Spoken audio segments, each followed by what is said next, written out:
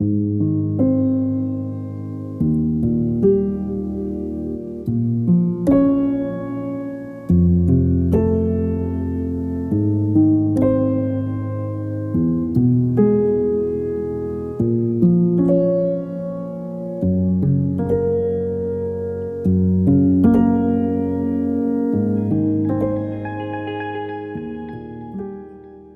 back.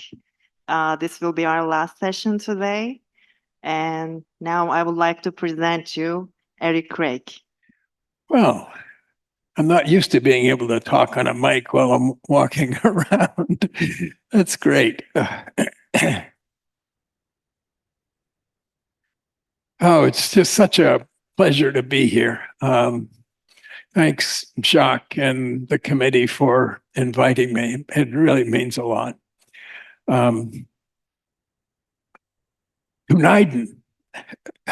Good afternoon.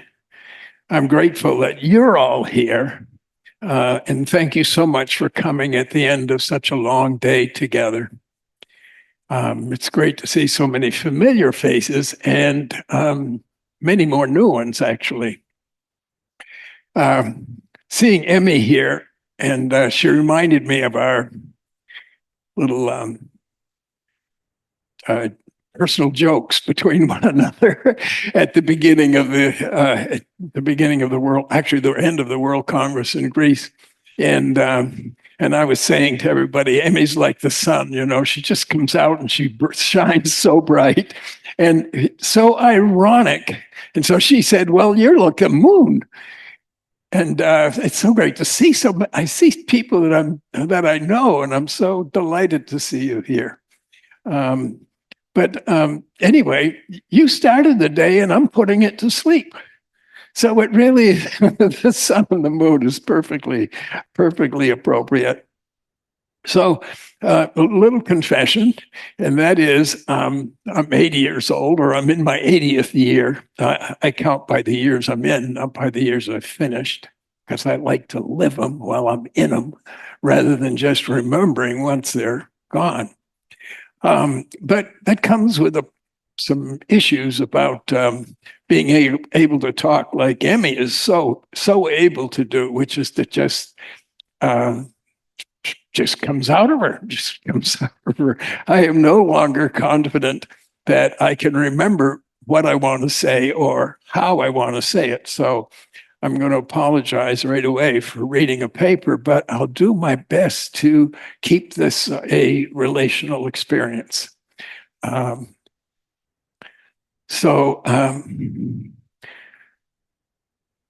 a place to there it is. I'll be. So I'm not a very expert at technology. What a place to think about building bridges. First, outside our very windows, we can see the magnificent Bosphorus Bridge, now officially known as the 15 July Martyr Bridge, and more colloquially, as just the first bridge, in recognition of the fact that it is the first of 3 bridges now connecting Europe and Asia right here in Istanbul. Moreover, it just so happens that in Turkey, there are no fewer than 3 of the 10 most continuous use bridges in the world. There's the Karamata Bridge, which was built around the 5th or 6th century BCE or CE, and still exists in spite of being underwater for 50 years. Still visible, however, is the bridge near Limera, which goes back to the 3rd century CE. And finally, the oldest continuous use bridge in the world is the famous Caravan Bridge near Isthmus, which goes back to 850 BCE, just about the time the Buddha died. And this bridge crosses the river Melis near Isthmus. Some of you may have visited there. And it was considered, the river Melis was considered the home of Homer. And he was born on its shores and was actually called the son of the Melis. So here's some more pictures of that bridge. More recent, even more recent, and there it is today.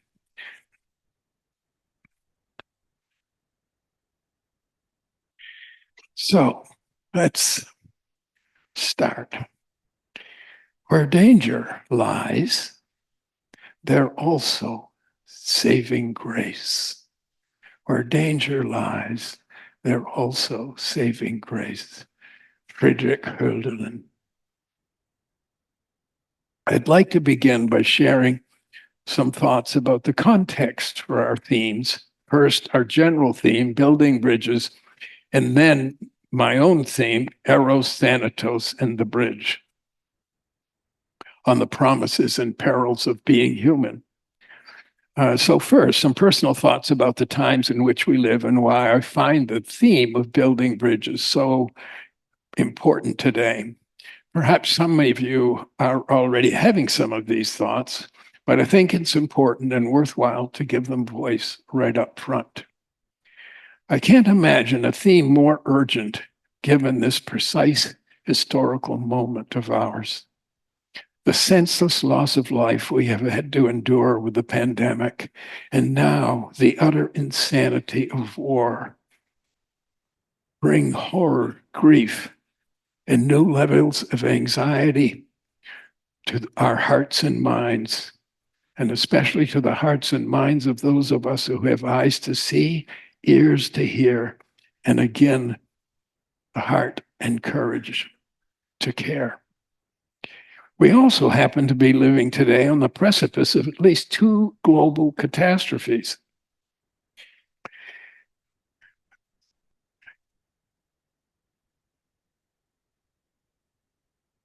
Where are they?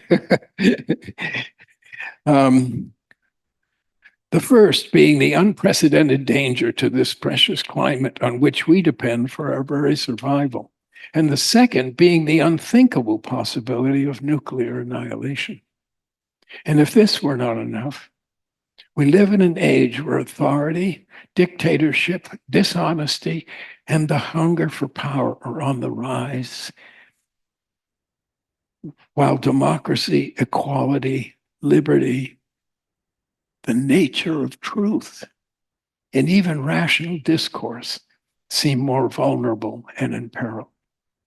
And need I remind you of that our ominous metaphor of the doomsday clock, foreshadowing the end of organized civilization, is now set at a mere 90 seconds to midnight, which happened most recently. They went from minutes to seconds during the administration of a certain non-gentleman in America. Sorry if I'm offending anyone, but the Trump administration escalated the time we have, or diminished the time we have.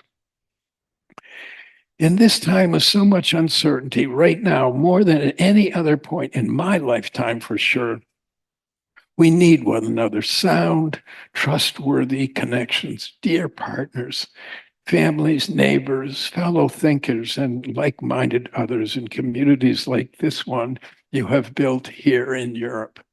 And again, Emmy, thank you so much for what you've done organizationally for all of us who've been working all over the world and not connected with one another. Although we have dishearteningly little control over these global crises, we still get to decide and determine the kinds of meaning we commit to embodying in our own small worlds, in our own brief lives, and to everyone and everything we encounter within them. Science tells us that the universe is one grand web of interconnectedness, a magnificent unity to which we ourselves belong. Although we've been thrown rather willy-nilly and without our consent, by the way, into this world, we do have a choice about how we carry out our own personal existence, which, though perhaps nothing to the universe, is everything to us together. Even though we are each just one of countless other beings here on this amazing earth, we're a part of this whole, and everything we do matters in one way or another.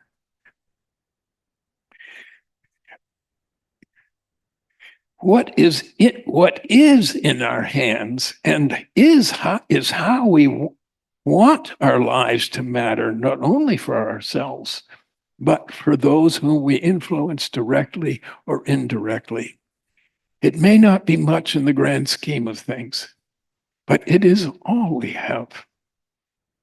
This freedom of ours, and of course, with this, the responsibility.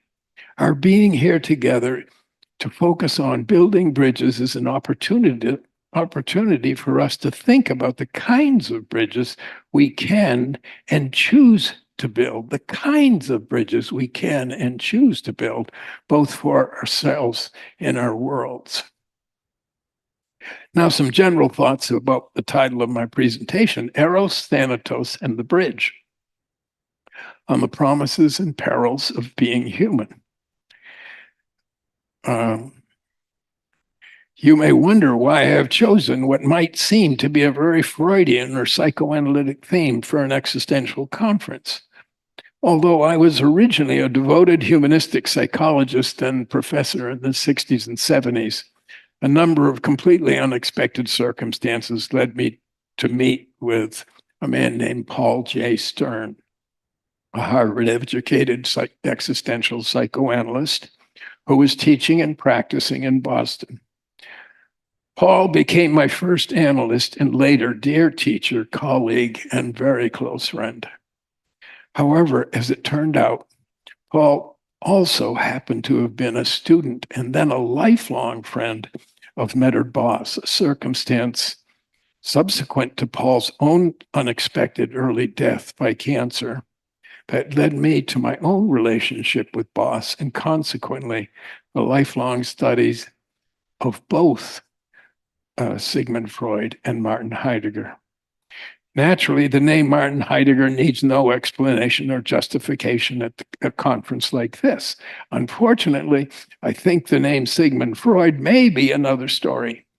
Although Freud was a product of his own deterministic, natural scientific times, which led him to plenty of unjustified assumptions and explanations about human behavior, he was also simply a human being who thought deeply about our common condition. He certainly understood the ruling power that both love and death, Eros and Thanatos, have in our lives.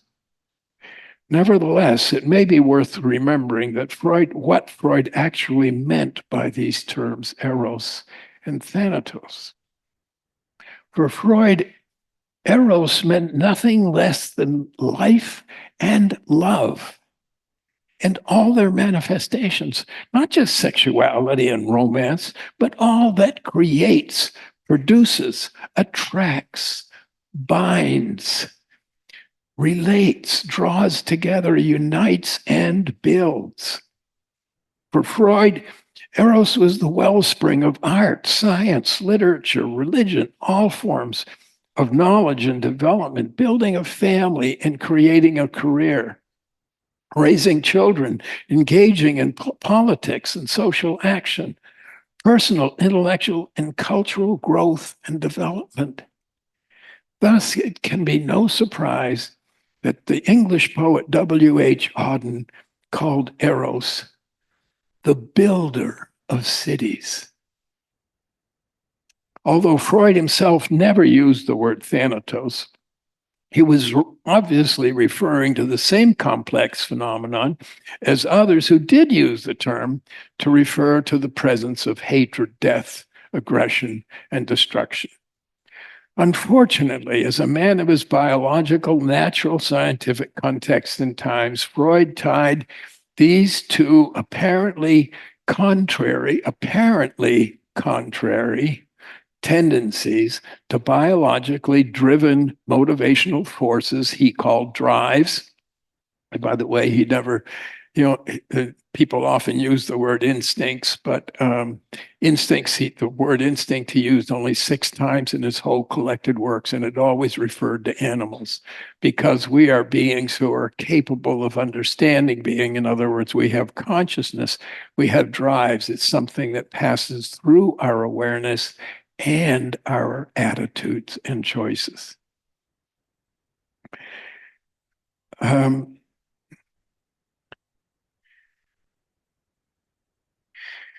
Freud tied these, he tried these two drives, two biologically driven drives, explaining in Beyond the Pleasure Principle that Eros operates from the beginning of life and appears as a life drive in opposition to a death drive.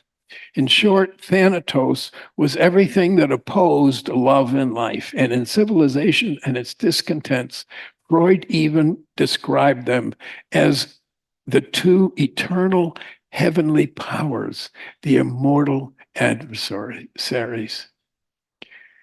While there's no doubt that both love and death play a mighty role in our human existence, is there any reason to invent invisible theoretical biological forces to explain them away?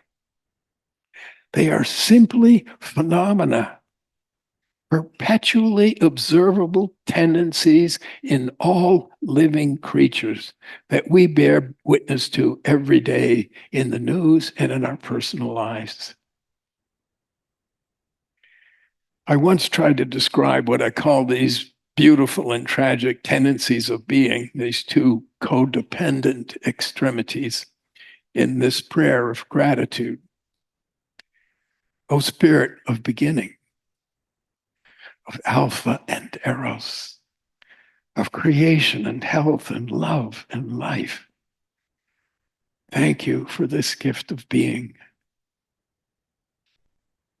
O Spirit of ending, of Omega and Thanatos, of destruction, disease, hatred, and death, thank you for making this gift of being so precious. What is in question when we use these terms is the nature of being as such.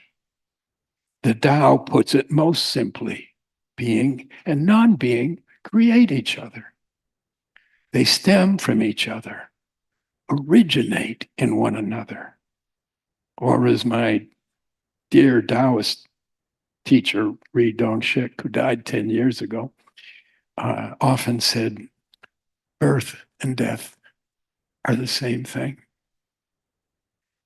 The second reason for this title is that our very own life, our ongoing existing as such, is our one and only bridge between being and non-being, our own most extremities of birth and death. As Heidegger put it, we exist as always stretching out between the extremities of our very own lives, our birth and our death, our having been born and our yet to be realized death. We exist in the now, of course, but we also exist in this same moment as having been and as being toward and are yet to be, are being toward death. So we are always being toward our birth and being toward our death. We carry all of that, our having been, our yet to be, in our moment. Heidegger would say our yet to be, the future, is what motivates us. He had a more teleological view of human nature.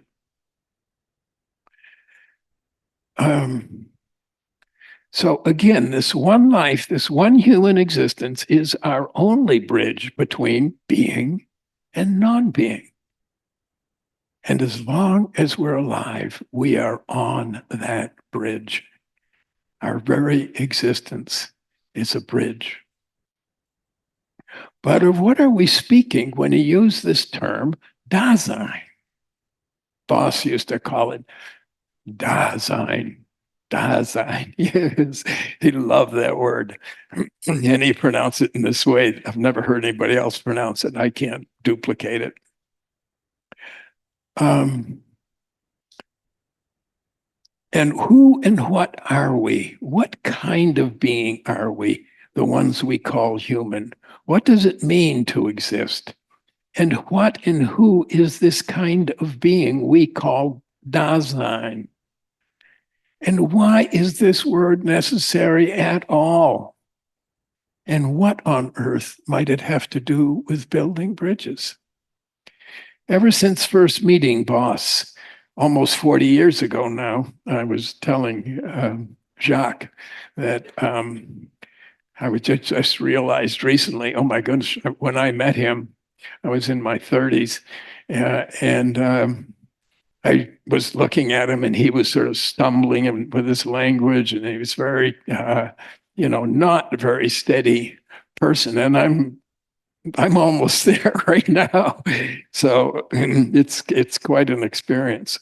I've tried ever since meeting him 40 years ago. I've tried to introduce Dasein's analysis to English-speaking psychologists in a manner that is interesting, comprehensible, and hopefully even palatable to them. And by the way, I have to admit that I know two ways to embarrass myself in settings like these. One is thinking I know what the hell Heidegger was even talking about, and even worse, pretending I do. And this in spite of the fact that that's my copy of Being in Time. There it is again. And having, mutilated a work like that and still feel that I don't understand really entirely. Some things I do, but there's a lot I don't understand.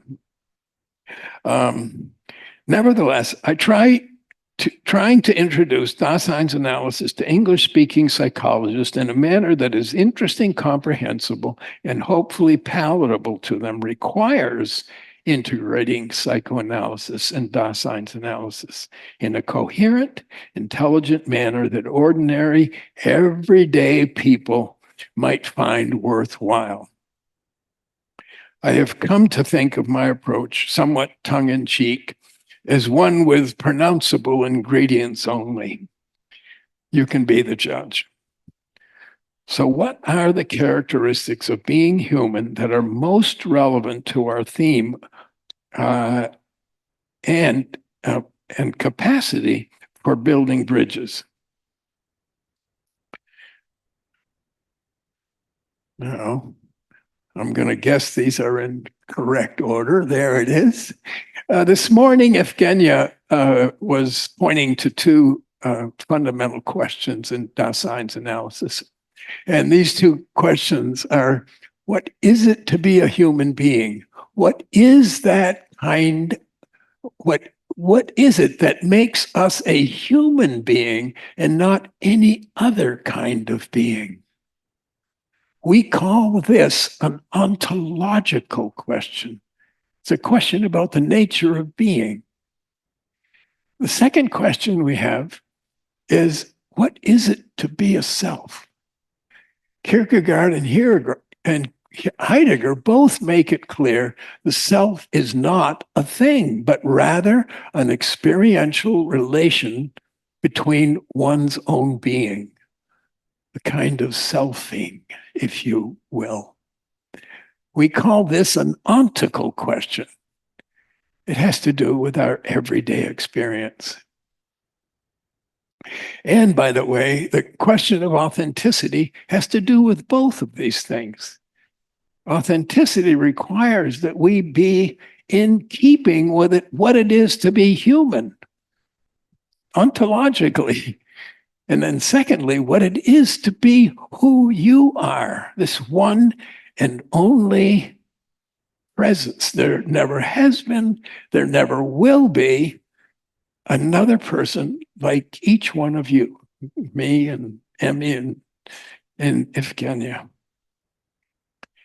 In existential psychotherapy, we speak of these special characteristics that are unique to human beings alone as ontologicals or existentials. They are fundamental characteristics that make us human beings and not any other kind of being. To qualify as a fundamental characteristic of being human, and this has to be our first job, actually. It must be true of every human being in every single moment of every human being's existence. So, what can that, as you can imagine, that's a pretty high order. So, the number of these things is somewhere in the mid 20s, depending on who's counting. I'm sure you're already familiar with some of them, like being in the world, being in time, being in space, being with others, being in a mood, being thrown, being towards death, etc. The ones I'd like to say just a few words about are those that are particularly relevant to the project of building bridges in our lives. The most striking of these, though probably not the most important, is captured in the everyday word Dasein. Oh, I did that pretty close to the way Boss does it. As those of you who speak German well know, Dasein is a commonly used noun meaning existence, presence. I'm wondering if there's another.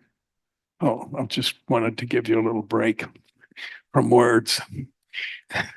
I got that from my room last night. It was almost the full moon.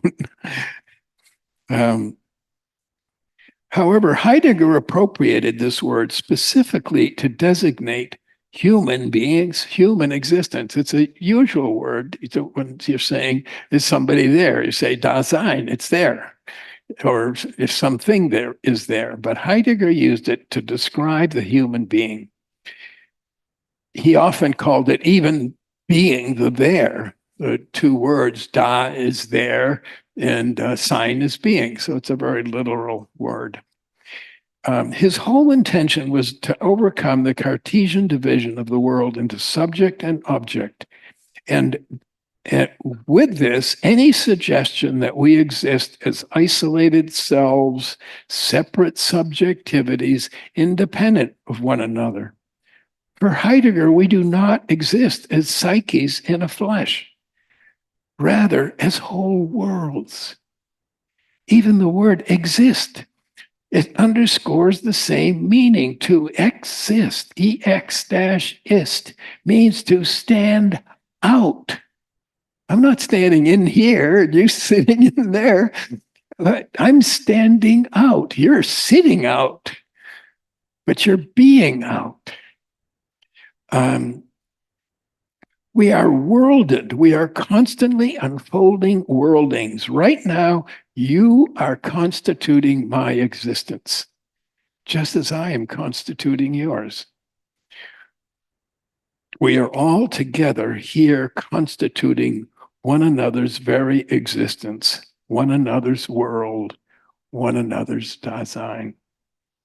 This is not merely speculative philosophical point of view, but a phenomenologically verifiable one. Right now, you are a crucial feature of my world, just as I am a feature of your world. And not incidentally, you have all been a significant feature of my world for a whole 5 months now.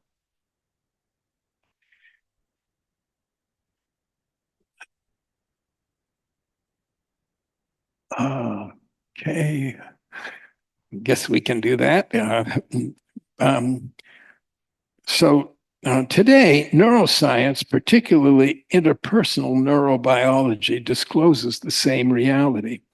Our wholly embodied central nervous system does not organize in isolation, but only in a relation to our world. Let me reiterate, the problem is not, whoops, missed a page.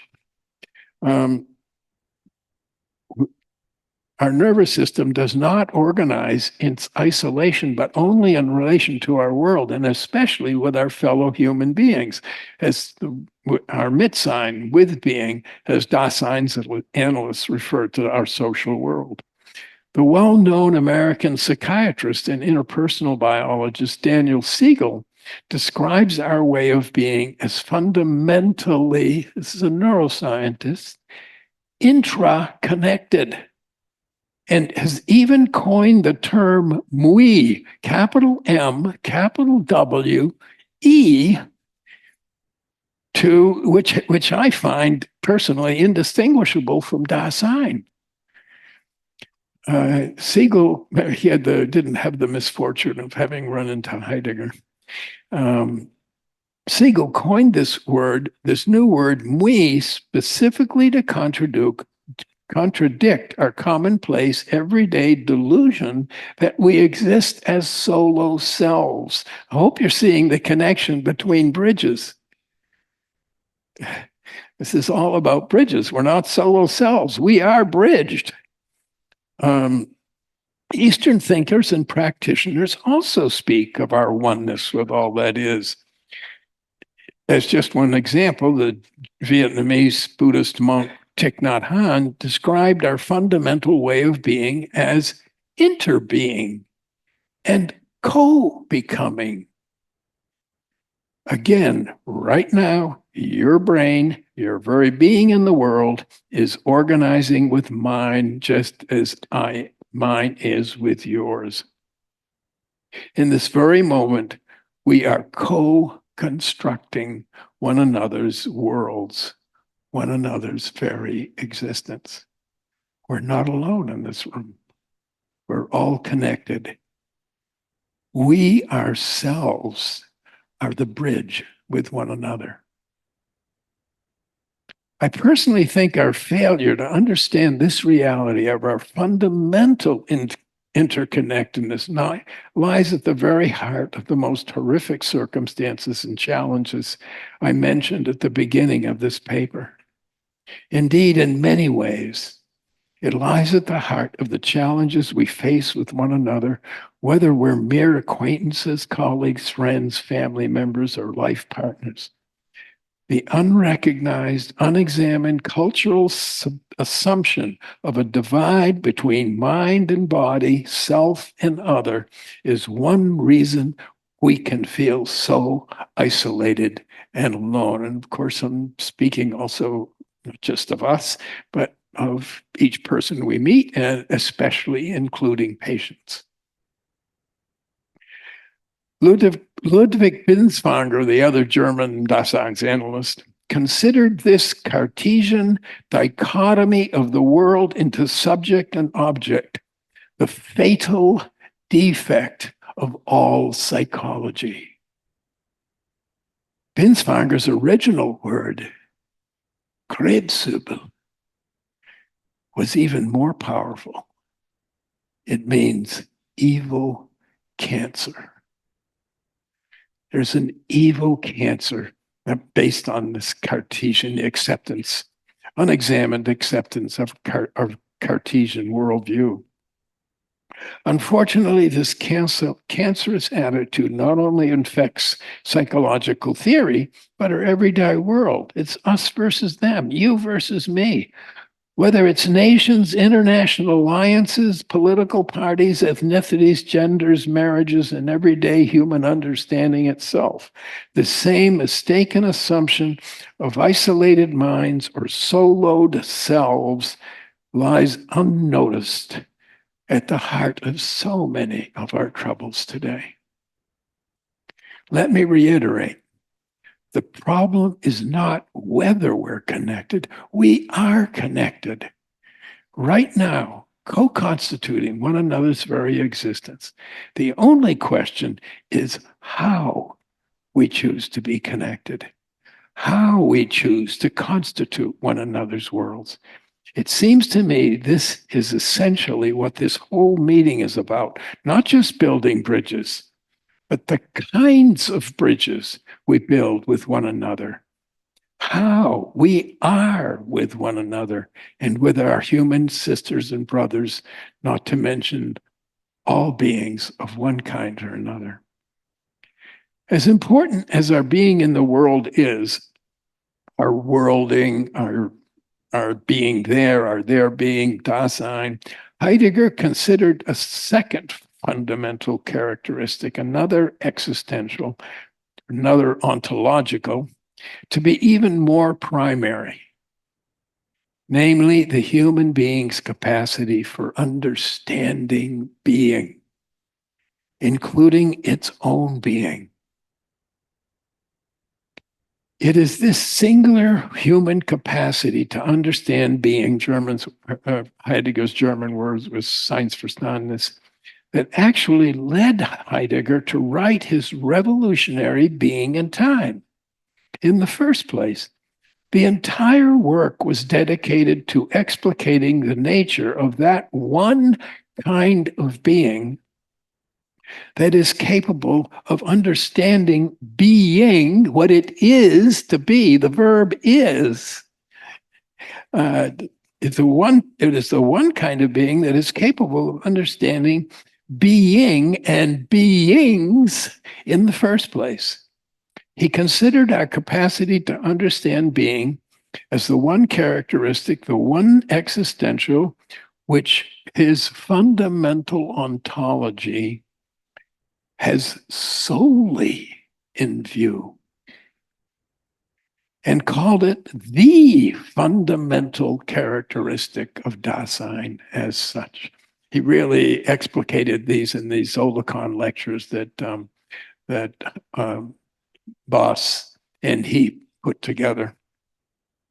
None of it's easy reading, by the way. Do it with other people.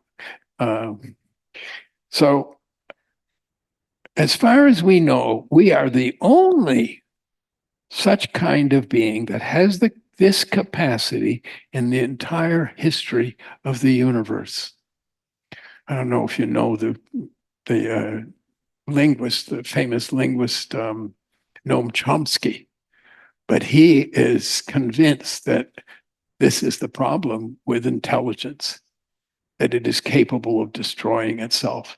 And maybe he even has suggested that maybe one of the reasons we haven't found other intelligent life is because that it gets too smart for its own good.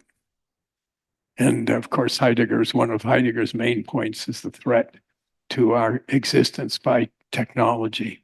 A very wonderful way of revealing. Technology has many wonderful ways of revealing what the world is, but it's not this kind of more primordial thinking. It's more primordial revelation. As the astronomer, astrophysicist, and planetary scientist Carl Sagan once said, the cosmos is within us. We are star stuff. We are a way for the universe to know itself. This characteristic is even the one that gives us the capacity to ask what it means for us to build bridges in this world of ours. If I may, I'd like to, I should missed a little paragraph here. So what's a bridge? I'd like to go back to bridges now. And finally, we've got the context. So what is a bridge? According to the Oxford University Universal Dictionary, a bridge is a structure forming or carrying a road across a river or a ravine or affording passage between 2 points a height above the ground. While this may be a practical definition and quite an adequate one, it doesn't say anything about the essence of a bridge. That is, what is a bridge for us? For our lived experience of being in the world. If I may, I'd like to begin by sharing my experience with the bridge of my childhood. If I can find this little, that's not it. There it is. Um, I grew up pretty poor. I didn't have a dad and had a pretty sickly mom. There's a little kind of very simple wood structure right there. And it had a second floor and a little window. And I could look out across at this bridge, obviously from a different uh, uh, perspective. Um, but this river, this wood framed house set on the banks of a river that curled along the border, dividing the state of New Hampshire, which is this state, from the state of Maine, which was just next to it. Above and across the river rose a sturdy, short steel and stone bridge, standing steady, a silent sentinel over the whole area. During the day, I could watch sporadic streams of cars going across the bridge in one direction or another and going about their daily tasks. I also vividly remember at night hearing the rumble of semi-trucks on mysterious journeys. Lying awake in the dark, I so often listened to the trucks whine through their gears and wondered where they were going and why. Not once in my childhood or youth did I think of this bridge as an object in and for itself, but only as this thing, as Heidegger would put it, that was ready to hand, that was available for me for one purpose or another. Within the context of those projects and purposes, it bore an essential significance for me. It connected me to the other shore, unified the little world around my home, opened me to the unknown and to wonder, freed me for a life, for a world beyond. Though I could never have said this at the time. This rather small, ordinary bridge, true things near and together, connecting, unifying, opening, and freeing. Heidegger's thought was even more concise. He spoke of a bridge as that which connects, gathers, and frees.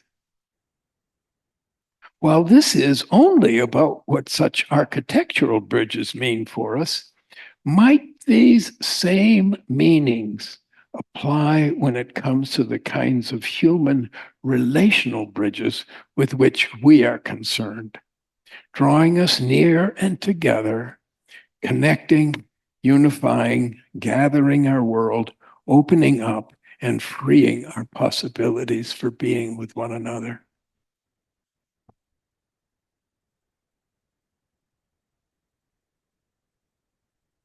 Come on there.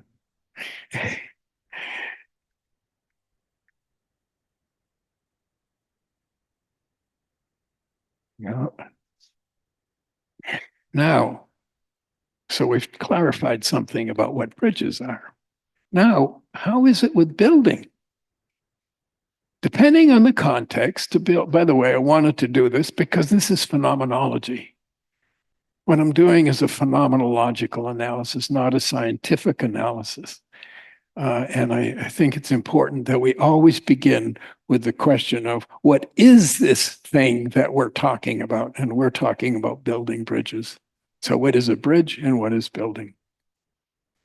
Depending on the context, to build can mean to create, construct, generate, develop, intensify, strengthen, or increase. But regardless of context, what might it mean to build as such?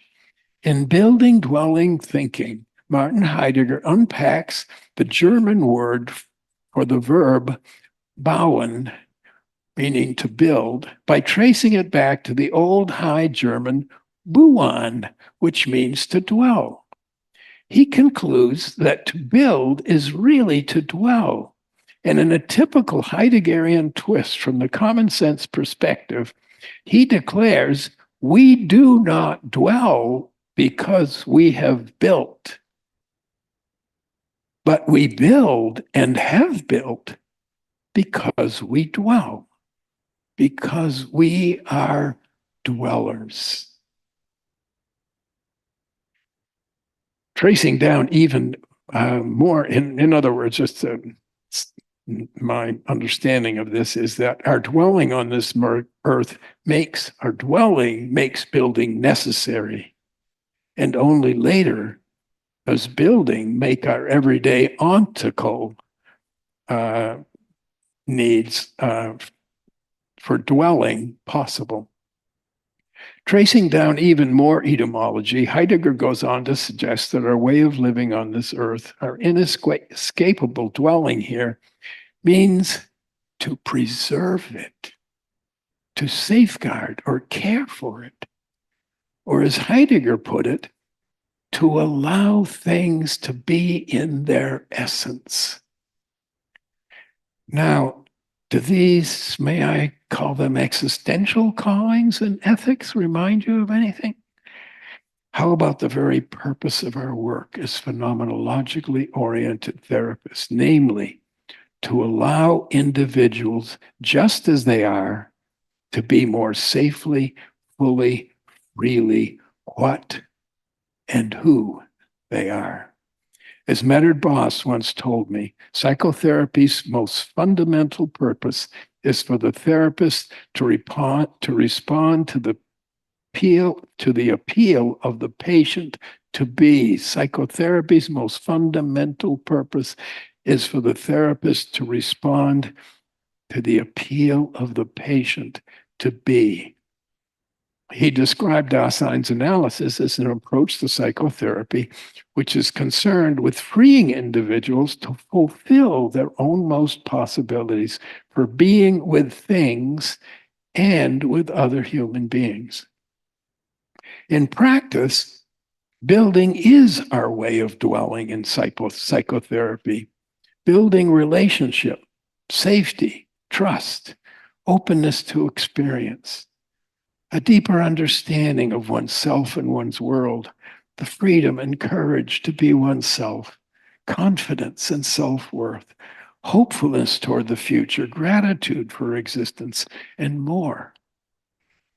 In other words, psychotherapeutic building does indeed, like ordinary bridges, draw things together and near, connecting, unifying, opening, freeing their individual for their own most possibilities of being in the world. This visionary calling for human beings given to us by Heidegger and Boss sounds and is quite noble, inspiring, beautiful, hopefully more often than not the case in psychotherapy. However, unlike the beings that we call architectural bridges, we are human beings. We perceive, understand, and respond to one another, and do so from within the context of our own personal lives, our own personal histories, experience, our own wounds, our own developmental traumas, deficiencies, and limitations. And at times we find ourselves surprisingly reactive, disappointed, confused, hurt, angry, anxious, and more. While it is still a work of understanding and love and benevolence that we do, this beatific vision of our calling isn't the whole story, is it? In everyday life and even in psychotherapy, it doesn't always happen that way. If we're honest, we find in every significant human relationship, whether intimate and enduring or depthless and passing, palpable moments of both love and aggression, kindness and hostility, warmth and frigidity. No real relationship is free of friction and strife. There, we always find happiness and distress, dissatisfaction and disappointment, laughter and tears, tenderness and aggression. Furthermore, when we think about it, we find an odd and unexpected twist to this very situation when it comes to building bridges. namely that both kindness and hostility, warmth and bitterness, hope and hurt draw us together, closer to one another. Whenever someone is angry with us or we with them, we actually find we become absorbed with the other's presence in our life. Where there is anger or hurt, the other's face often becomes forefront in our mind. Indeed, we sometimes can't get rid of it. Their presence envelops us, whether we like it or not. Instead of being happily drawn together on a bridge of kindness, love, and mutual generativity, from time to time, we suddenly, unexpectedly find ourselves unhappily stuck together on a bridge of anger and hurt.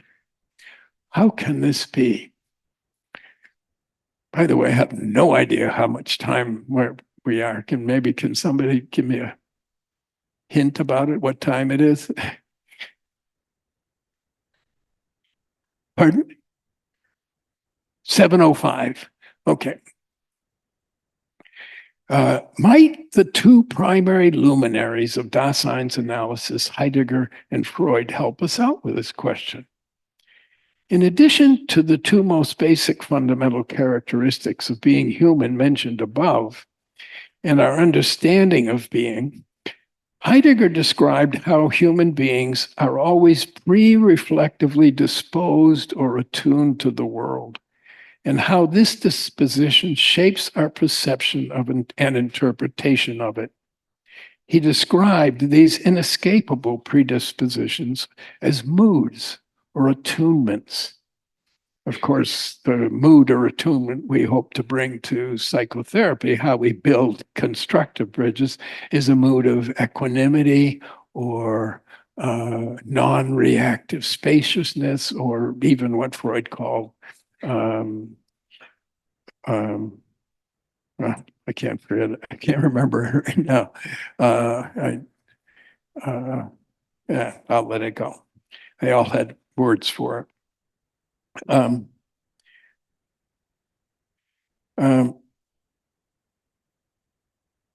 So Heidegger's term for this thing about moodedness or attunement were Gestimmsein, which means being attuned, or Gestimmtheit, which means attunedness or moodedness. Evenly hovering attention is the word Freud used. I knew it would come back. Whether we pay attention to it or not, we are always in a mood. Even a pallid lack of mood, as Heidegger called it, is itself a mood, just as meaninglessness is a form of meaning. Isolation is a way of being with others, and misunderstanding is a form of understanding. For Heidegger, this particular characteristic of attunement had a very special function. It was our manner of world disclosure. It creates our world. Let me give you an example. Leonard Boss's most famous and influential student and colleague, Jean Condrot, once told me a story of going to Lucerne with a colleague of his, psychiatric colleague. They were going to a conference in Lucerne. They were coming from Zurich. And the colleague was quite depressed. He'd always been depressed, was in a bad mood. Condrot is an irrepressibly zestful character. So they're driving to this conference.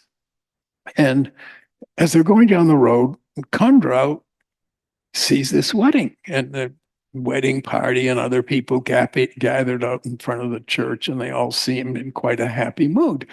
And Condrot says to his despondent colleague, "Oh, look at the wedding." Colleague said, "What wedding?"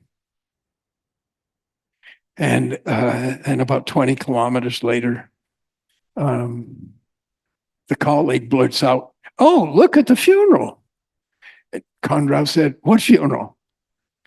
So that even though they both shared the same situation. They went through the same situation together.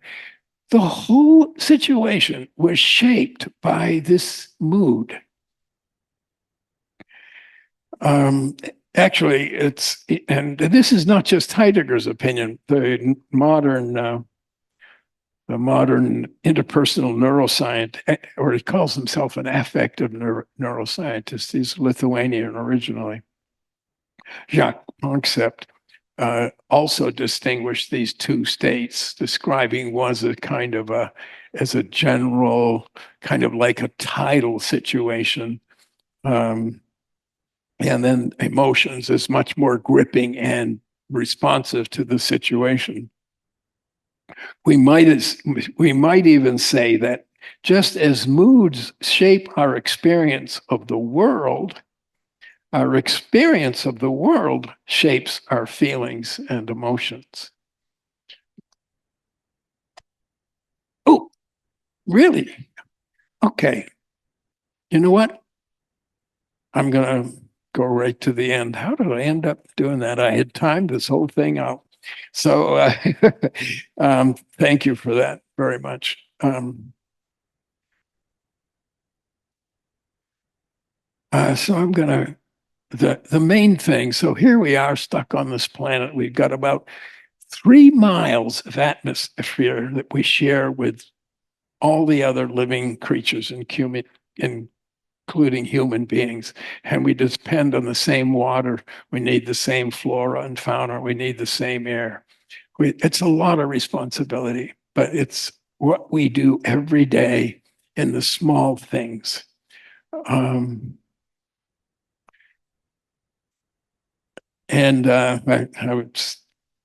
always thought about during this little precious atmosphere we have, as Shakespeare put it, this most excellent canopy. The air, look you, this brave o'erhanging firmament, this majestic roof with a golden fire. So here's the kinds of choices we have that we can make in our everyday lives. Roshi Joan Halifax is a Buddhist Roshi from Santa Fe. Says that compassion is a triple win. So Eros is a triple win, you could say. The person who receives it benefits from it.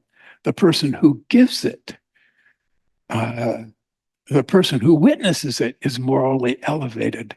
And the person who gives it feels best of all. When I heard her say that, I thought the opposite's true. That acts of meanness, not compassion, acts of meanness and aggression are a triple loss. The person who receives it feels worse, less happy. The person who witnesses it feels happier and feels morally elevated. And the person who gives it feels best of all. I'm going to tell you a little story about something that happened. And I noticed this, by the way, in my everyday life. Maybe I'll just forget the rest of the paper. But so I had been meditating about this for quite some time, and one day, and I had noticed it, like in a supermarket, there was a man who came up to me and he said, here's a basket. I've already sanitized it for you. And the woman who was watching it, so he had this smile on his face. I thought, oh, how nice, thank you. And this woman watched this and she had this smile come right to her face. So, but the opposite is also true. I remember seeing a man beat his son in an airport garage. Of course, I couldn't do anything about it, but son felt awful, I'm sure. I felt morally deflated, and the boy, the man, I'm sure felt awful too. Anger is an awful thing to hold on to live with. It's a really toxic thing to have to hold in our lives.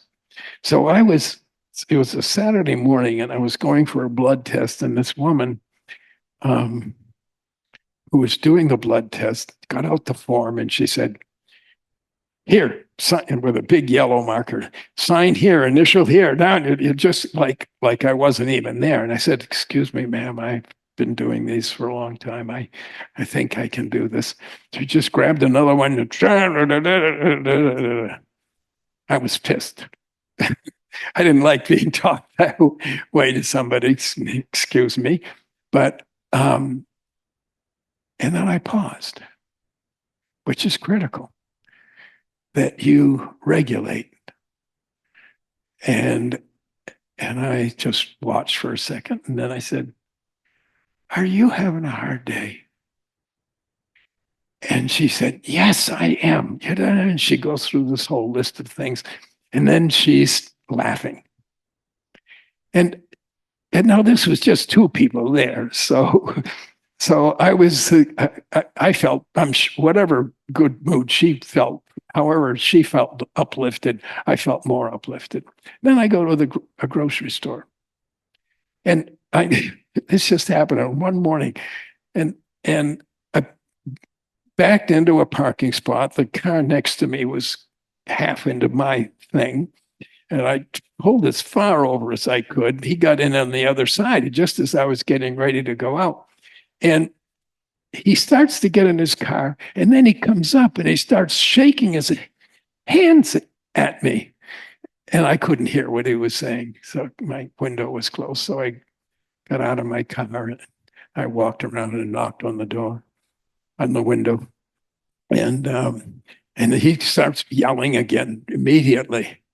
And I said, yeah, I know, but look at what happened. This guy over here took half of your space, so you took half of mine, and now it's really hard. Look, let me help you out with this. I'll help you get out. So I went into the front of the car, and you know how you do it. You guide somebody out so that they get out. Now, the thing he pulled out into was a lane where there are other cars trying to get out of the grocery store parking lot. And so anyway, he said, I'm just so upset. I can't see my son. He's going to college, and I couldn't take him to college. And he's the first person in the family to go to college. And I said, oh, what's he studying? Where's he going? And so he says a few of these things. The lines are getting longer. And he, at the end of this time, he's smiling. And so I'm thinking, okay, what's coming next? So he leaves. The next person comes by with this big smile on her face. She saw the whole thing. And the next person. So nobody else yelled. And it's such a good example of how just little things, what we do every single day, we have a chance. We are nothing to the universe, but this little earth is everything we have. It's a whole different, if you look from a scientific point of view, purely calculative point of view, we're nothing. And we can't, what life do we have? But if you look at it from the point of view of our own personal lives and what we can do for one another, it's a whole different story. Just one thing that I'm saying is Eros can win. And it's up to us in very little ways. So I think that's a casserum iderum, and casserum iderum is how you say thank you. And anyway, I want to say thank you for coming this night, and it's been lovely to be with you.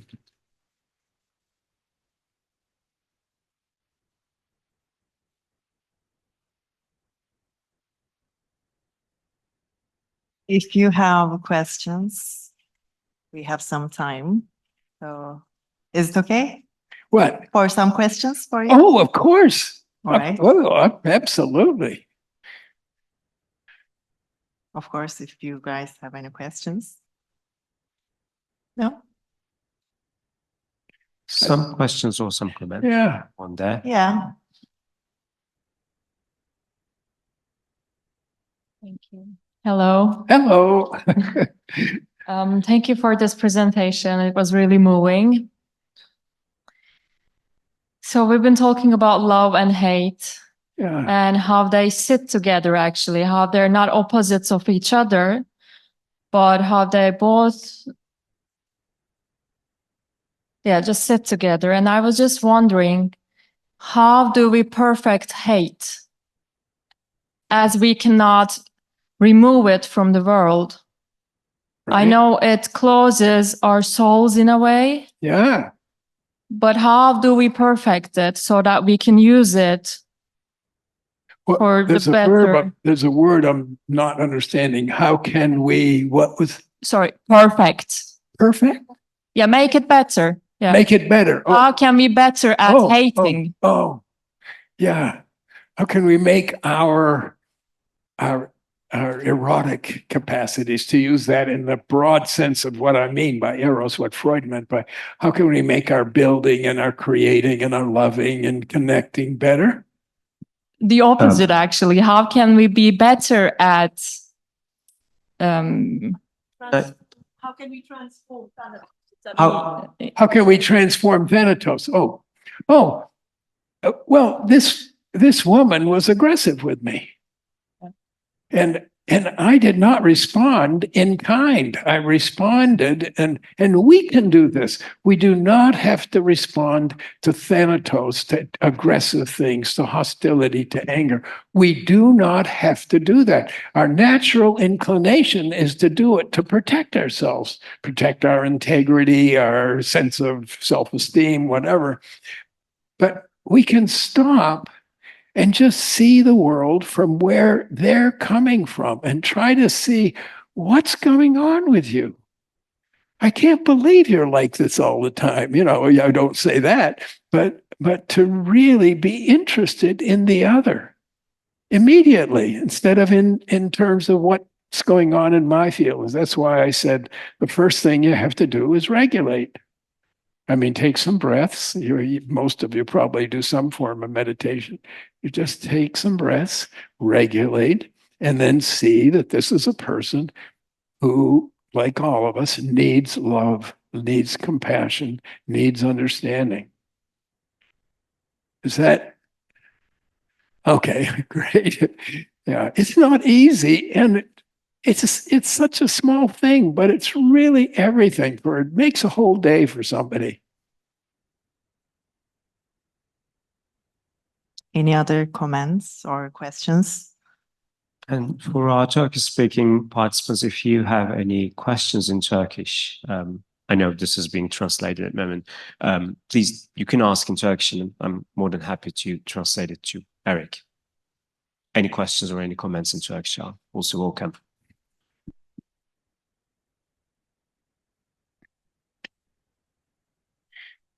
I thought they would. Oops, have we got somebody over there? Great. Let me come over. Ben çok teşekkür ederim. Ben bir şey soracaktım. Aslında modlarımız dünyaya dair deneyimlerimizi şekillendiriyor. Dünyaya dair deneyimlerimiz neyi şekillendiriyor? Orayı kaçırdım. Bence kıymetli diye sormak istedim. Teşekkür ederim. So I'm going to translate it. Oh, okay. Yes. That's good, because if that was English, I didn't know what the hell she was No, saying. I'm back. Okay. So the question is, she missed a part in your lecture, which is where you said our moods are shaping our experience of the world. And the next part was, bir sonraki kısmı neydi? Deneyimlerimizde neleri şekillendiriyor diye sormuştum. Dünyaya dair deneyimleriniz neyi? Modlar dünyaya dair deneyimlerimizi şekillendiriyor. Dünyaya dair deneyimlerimiz de bir şeyi şekillendiriyor dedi hocamız ama ben kaçırdım. You said something in the lines of moods are shaping our experiences, and the way we experience things Right. is shaping something. She missed that part. Well, maybe the way to say it, the mood is something that is kind of characterological. It's a predisposition on any given day. If you're having a lousy day and you're not feeling very hot and you've got a partly cloudy day, you're more likely to focus on the clouds, not the blue sky. And if you're in a good mood, you're noticing the blue sky. Maybe the sun is coming. So that's more character. The moods are much more characterological. They're kind of built in predispositions. Of course, they're changeable. And that's one thing that we want to do with psychotherapy, to actually change people's predisposition to feel a certain way. But on the other hand, it's the world and what happens in the world that triggers our our emotions and feelings, which are much more specific, they're much more temporary, they're much more intense. You got it. Great. She got it. Yeah. You didn't translate it? The English to Turkish translation is happening. Oh, that's great. Great. We have another question. Herkesten özür dilerim uzattığım için. Çok teşekkür ederim. Çok güzel bir sunumdu. Şimdi köprüyle ilişkili benim aklıma aslında hani farklı şeyler de geliyor. Köprü aynı zamanda hem yaratıyor, bağ kuruyor ama aynı zamanda bir suisit de aracı. Aslında hani savaşlarda, doğal olaylarda yıkılması da aslında önemli. Ve bazen ilişkilerimizde köprüleri yıkmak da tam aksine hani Thanatos'tan ziyade Eros'un fonksiyonunu gösterebilir diye düşünüyorum.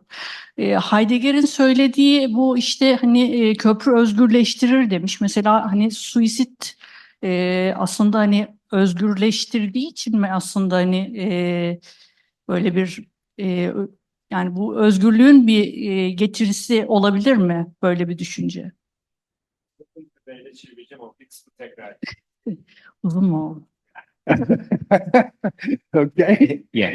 Thank you for your presentation, she said. And her question is, yes, bridges do connect, link all these, meeting features to them. But at the same time, bridges have a kind of a suicidal connotation to them when people jump off them. Oh, yeah. Or, for example, in situations of war, sometimes countries destroy their bridges. I'm talking about physical, real bridges to protect themselves, to get a defense line. And her question is that sometimes destroying bridges be an expression of Eros rather than Thanatos when we want to defend ourselves, protect ourselves? Right. Is it always, and is it when, this was the first question, and I think there's a second hidden question there. You want me to respond to the first one first? Oh, yeah, let me respond to the first one. Yeah, I mean, obviously, bridges, both physical bridges, architectural bridges, can be used for war or commerce. That's obvious that it can be used in a different way. And of course, there are people who do take their lives using bridges as well.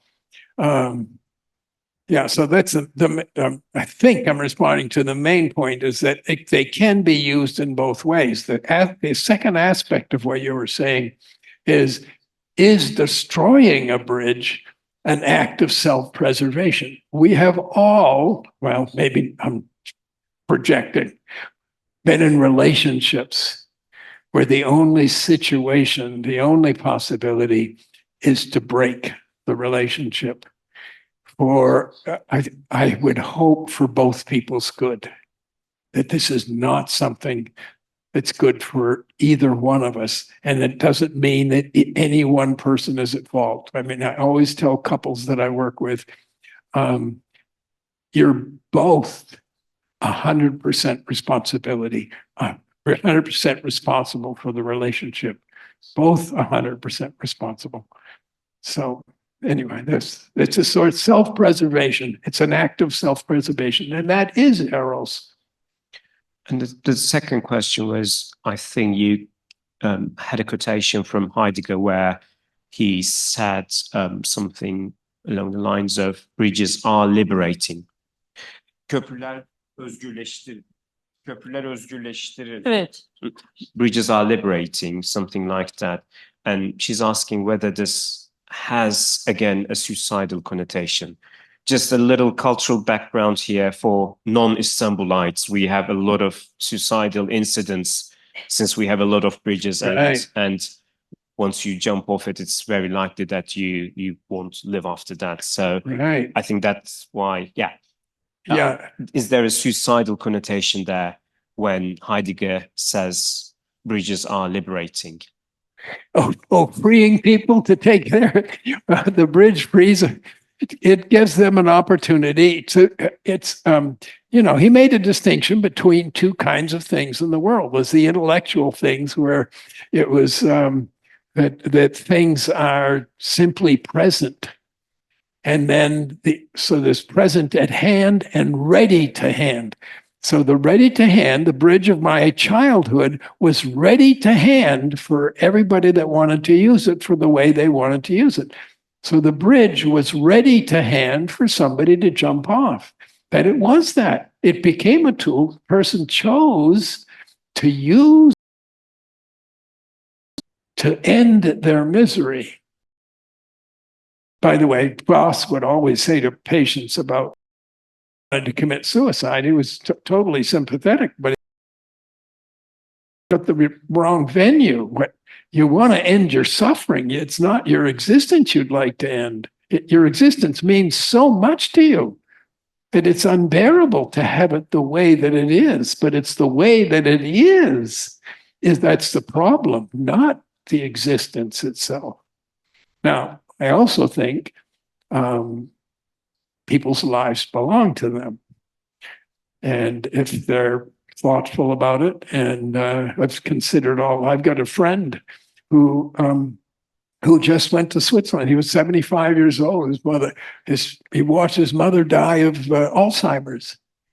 And he was quite famous in America as an industrialist and quite a bright intellectual fellow. But he decided when he was 75, he was going to end his life because he could feel the cloud coming in on him. And he invited his whole family to Switzerland. And they all sat with him as he took his life, and they said goodbye. And they'd been talking about it this is a legitimate existential choice. Voss would not agree.